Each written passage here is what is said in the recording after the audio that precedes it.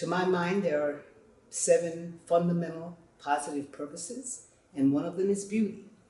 And it is the purpose that I use my entire life to serve. The theater company that I have the pleasure of being artistic director of serves beauty. That is our purpose. Beauty is not the simple aesthetic elements of a painting or a well-crafted costume or a beautiful piece of jewelry. Beauty lies in a lot of places. For example, as a director, the thing that I find most beautiful in life is a smooth transition. You know, if I can make a transition from chaos to peace so peacefully, so smoothly that you barely see it, well, that's beautiful. If I can get the actors to understand that when there's a scene change, you don't race across the stage like you are in a hurry to go somewhere else. You move across the stage beautifully and in a good pace. You want to look always beautiful on stage, and it has to do with what you project, not necessarily what's happening in your face or whether or not you combed your hair today, that kind of thing. There's beauty in a lot of things. I find it beautiful when the audience says, I always feel at home here.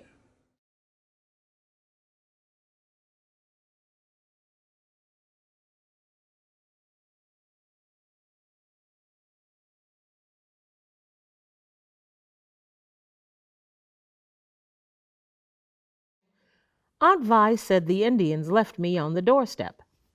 I don't remember what my question was, but I was satisfied with the answer. I used to imagine Geronimo coming down South 11th Avenue from the dead end, beyond which was certainly no man's land, and he stops at 513 and lays this bundle, which is me, on the front stoop of the tenement. He could have chosen any house, a pretty house with a lawn and trees. He could have chosen a family with other kids, so I'd have sisters and brothers. But he chose 513, the only tenement on the block, and he thought, good people here. I figured I was well off. At least I knew who my father was. I didn't worry about, if Geronimo is my father, then who is my mother? I was immediately reconciled to the idea that he was my father and Ruby was my mother, even though they had never met, and it was me knowing both of them that joined them. Yeah, I figured I was well off. I knew my parents. I had a mysterious background, and everyone in my world loved me despite the fact that I was not truly of them. I was rich.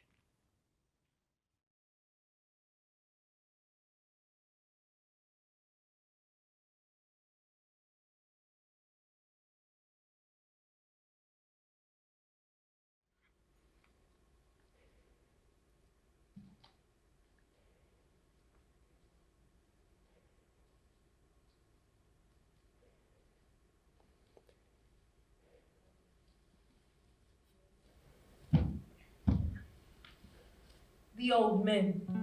The men in the house were old like the women. They were brothers, not twins, but shared an identical love for anything wet and 80 proof. Sober, they were quiet. One humble, one proud, both quiet. Drunk, one begged the prophet for remedies and cried the blues, naming his estranged wife. I rocked him and kissed him and told him sweet things. I was good and made him good by loving him. He gave me treasures in exchange for my promise that I'd take care of him in his old age.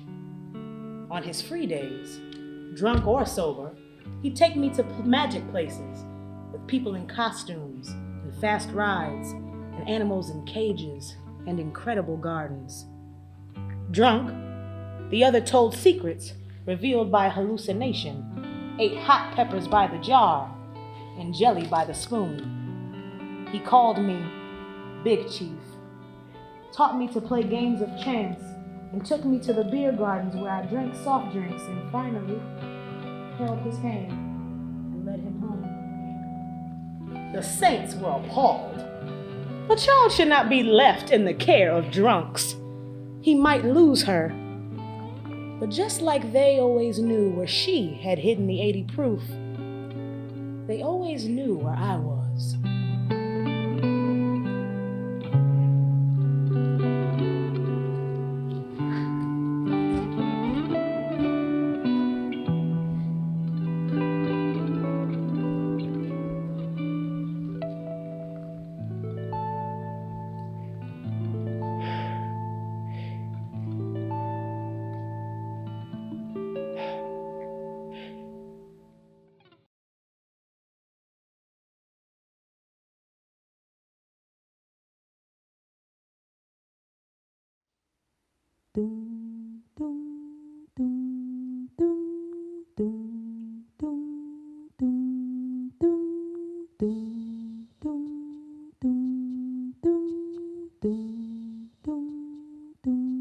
She who mothered me.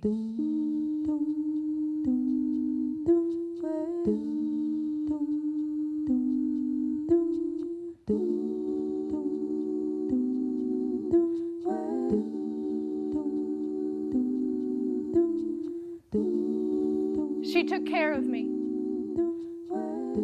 She was not my mother. She mothered me.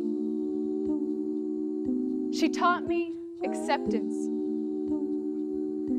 She accepted life in a way that was peculiar to her. She told me there were monsters who came in the night and carried off children who would not eat enough. Children who were too puny to fight them off.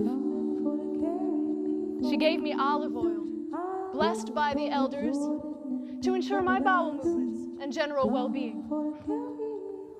She let me walk behind her, underneath her long white skirts until I was too tall.